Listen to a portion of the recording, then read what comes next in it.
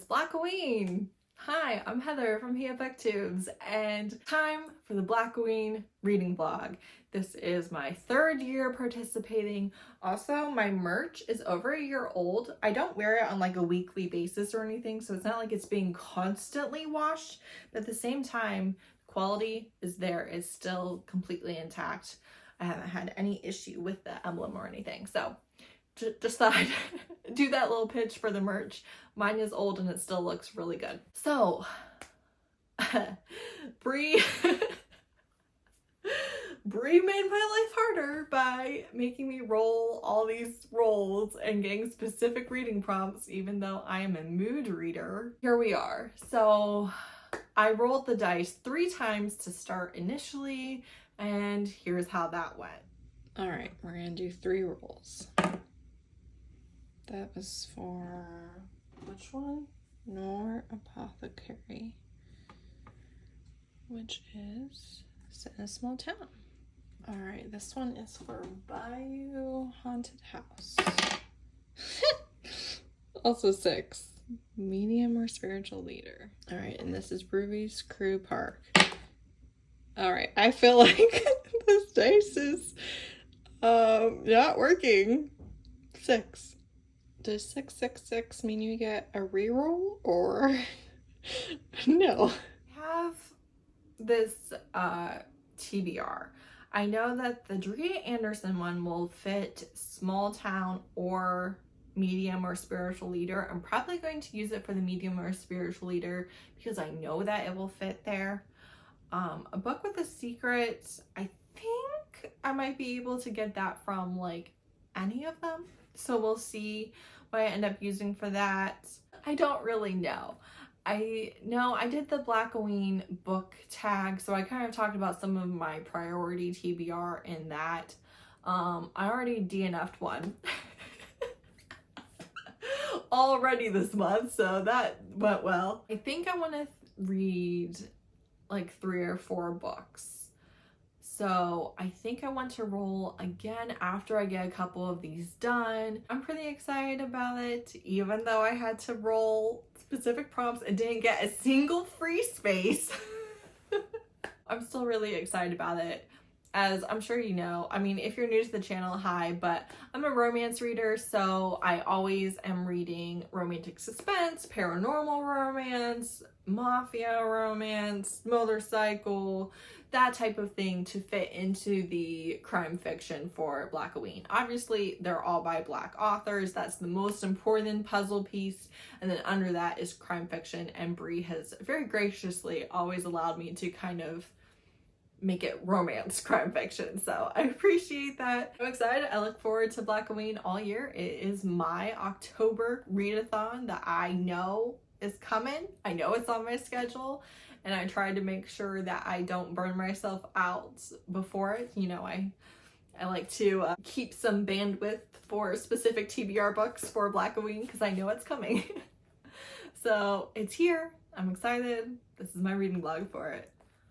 Hi, I have an update for you. I read Unstoppable by Shon, and I think that this one definitely fulfills the secret prompt because she is keeping everything that is happening in her life a secret from her entire family and support system and friends and everybody, partially because she's embarrassed, which is, you know, realistic but always unfortunate. So she has a ex that has turned into a stalker, and that is escalating. And I will say, if you are sensitive to stalking, this one is pretty prominent and pretty heavy in the book, and I would avoid this book completely if that's an issue that you don't like reading about. But because of her stalker, her dad is wealthy and definitely capable of having people killed, and he orders her to have a bodyguard. And we open up the book on a one-night stand between the two of them. So you open up right in a sex scene, but it's actually a very slow burn. Your next sex scene is after the 70% mark. So this is a slow burn that opens up with a bang, and I like that because I don't think that when your characters have sex, it's a direct measuring stick necessarily for how quickly they fall for each other. I thought that this was really realistic. They were attracted to each other right away. They had a one-night stand. They went their separate ways. They ended up back together. They were not fans of being back together for different reasons, and they slowly started to fall for each other without communicating that to the other person.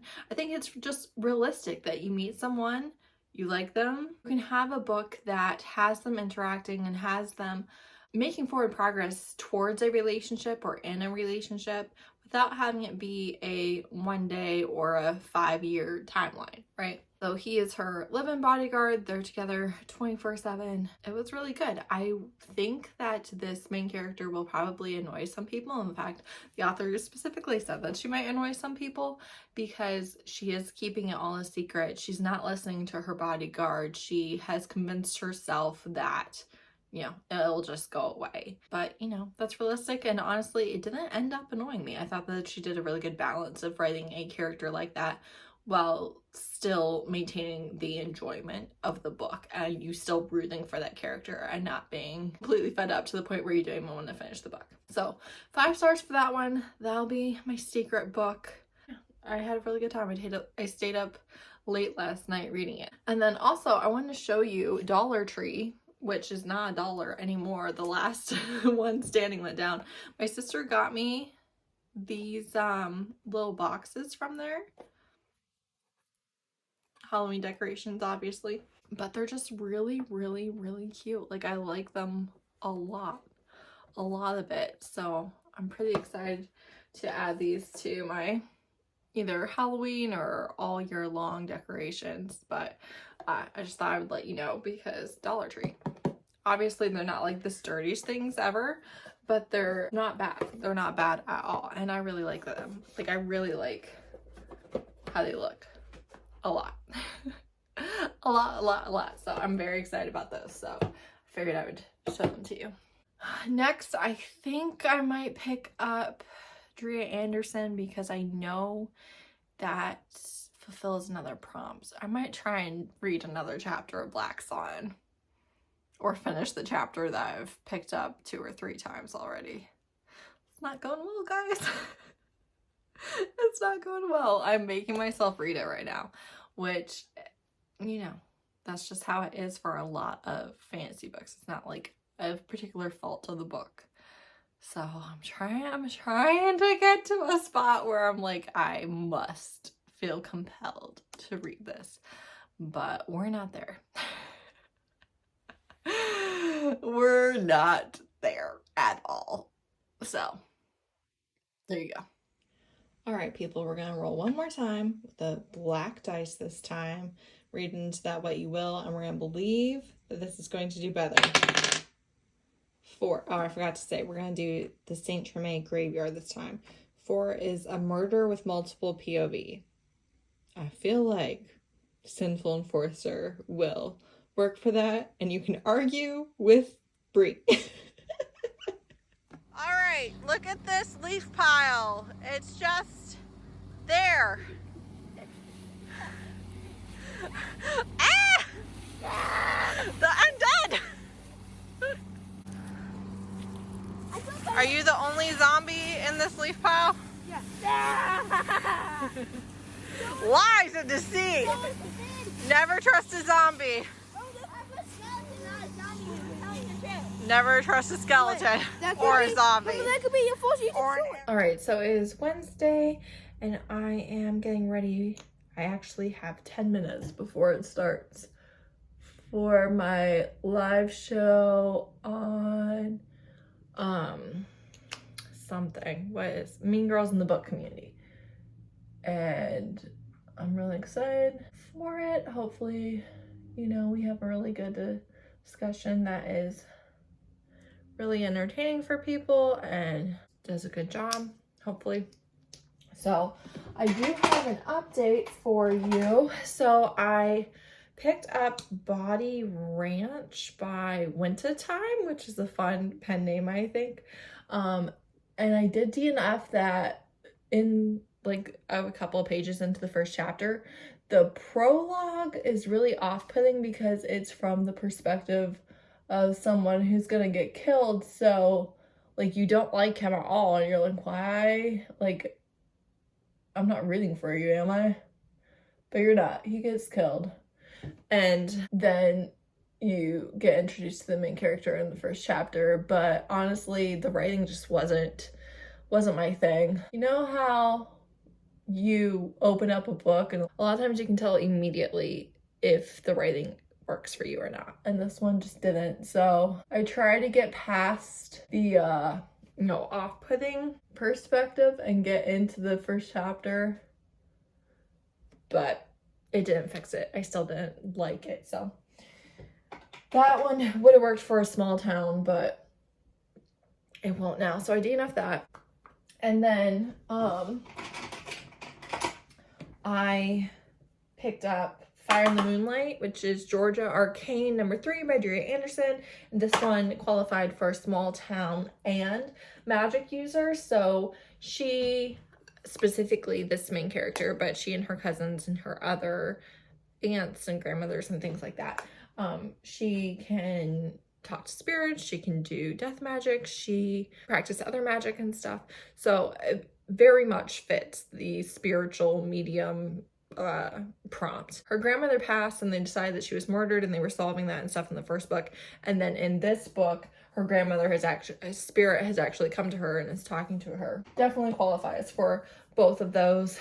And I give it 4 stars. It's the one I enjoyed the most out of this series, which this series is my least favorite Dria Andersen, which is not really saying anything bad, but it just is the one that I haven't liked as much. So this was the book I liked best. I did not read the second book. So I read the first book, the novella, and then this last book. And I will say that I was like, reading about the couple in the second book in this book, and I was like, I don't know, you guys sound pretty interesting. He's like a warlock, and she was secretly married to him and didn't tell her family.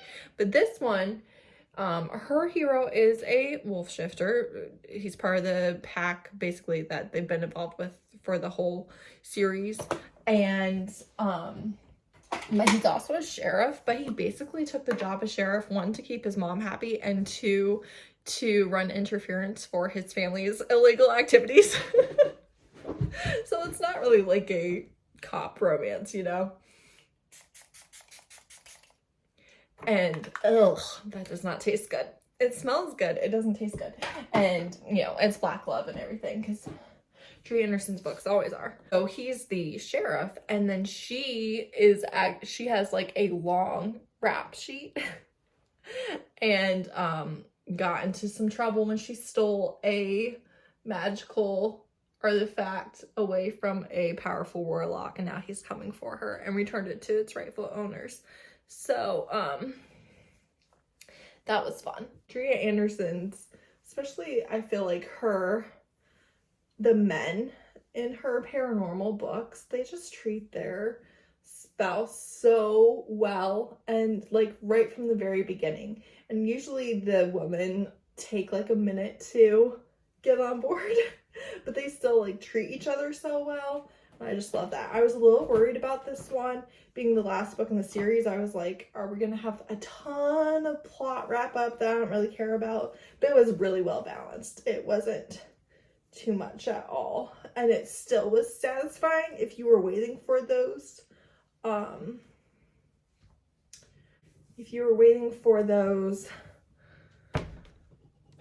whatever the word is, resolutions. Cat, do not eat Izzy's box. I have to send it to her.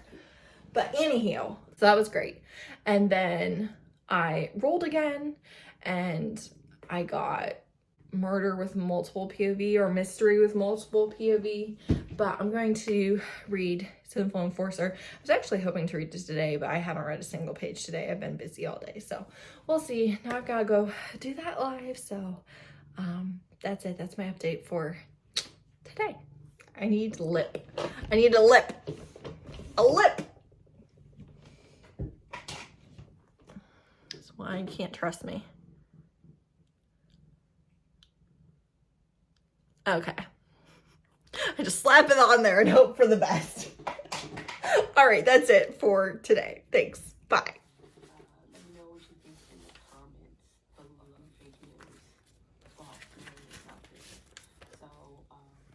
So I just wanted to take a minute to tell you that if you don't know what's going on, or if you're confused, or if you're not sure who's at fault when it comes to Israel or Hamas or the people of Gaza, one, I would say that there are principles that can guide you, that genocide is never okay, you know, and then you don't have to wonder because you know that that is correct. I grew up Zionist, white, evangelical. I was 10 years old when 9/11 happened. We watched Fox News every single day. I can understand growing up with propaganda and growing up with, you know, being told one thing. I highly suggest that if you are genuinely seeking more information, to watch this video that I will have linked in the description. It's over 30 minutes long.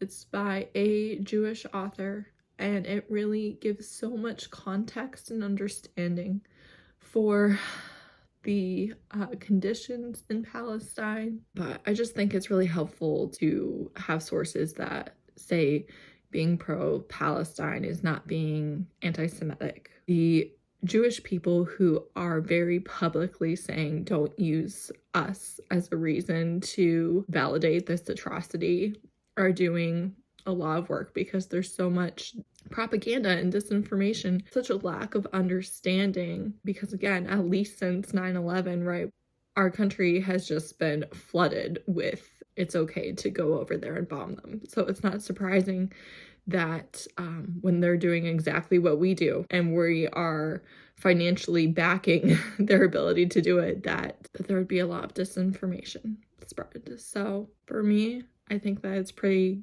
clear cut that you don't support genocide. With social media, we are literally able to see it happen from across the world. We're able to see it happen in real time. If you're unsure, I would really watch that video, and I think that would be really helpful for you. Hi, I'm here to close out the vlog. So I finished Sinful Enforcer, which is Mafia Misfits number 6 by Monique. It is a all-black Mafia series. And I gave this one 3 stars. I will say that this is the best book from a technical perspective in the series, because her other books, she was pumping them out very quickly and they need more editing. And this one, she paused on, gave it the time, and it was edited much better. I didn't have any issues with the editing. There weren't any typos or, you know, just things that needed another pass, right? But this one, I didn't believe, I guess, in their relationship as much. And it's because he was very cold and distant, which is fine. But he kept like closing her out, and I wouldn't even say that he was cold and distant, because he was like trying to pursue her. But that's what we were told. But then he was actually shutting her out, and to fix it, we would have sex, but we weren't getting, like, he kept being like, when all this is over, we'll have that conversation. And in the meantime, they're like engaged and stuff. And I just didn't think that they really had for the reader. We weren't given a lot of foundation of them becoming a couple. I think the biggest thing was that they were engaged basically at their first date. And like we kind of kept the engagement. Like it was a little bit of a fake thing, but kind of kept it. And like, I don't know, we just went from, I guess I'm attracted to you, to I'm gonna marry you, with nothing really in between. Some of it was there, but not as much. So I just wasn't super sold on them having done the groundwork to get to where they were going, right? And then also there's a good bit of content warnings for this. It's all historical, so it's all mentioned, but it's not, you don't have flashbacks, you don't have on-page scenes or anything, but you have incest, you have the dad forcing his son to have sex with grown women in front of him to toughen him up, and very emotionally manipulative and unavailable and abusive parent for the hero. So all of that is on his family. And then her family is very supportive. And some of the plot stuff, I was just like, what is happening? I don't know. It was perfectly fine. I don't know how much of my lack of enthusiasm for it is my lack of enthusiasm for anything and everything right now. You know, not feeling good about anything. So that's it. That was Blackoween 2023. Thanks so much for watching. Bye.